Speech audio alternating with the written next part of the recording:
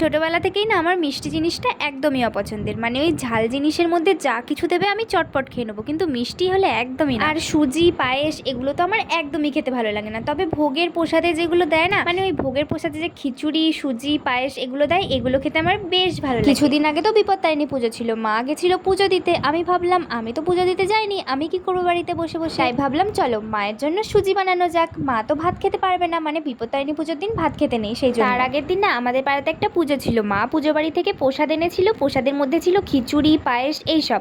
আর আমার খিচুড়িটা আর পায়েসটা এত ভালো লেগেছিল না, আমি পায়েসটা পুরোটা খেয়ে ফেলেছিলাম। আর তখন মা তো আমাকে দেখে পুরো অবাক। মা আমাকে বলছিল যে বাড়িতে তো পায়েস বানালে একটুও মুখে তুলিস না, অন্য কোথাও থেকে নিয়ে আসলে।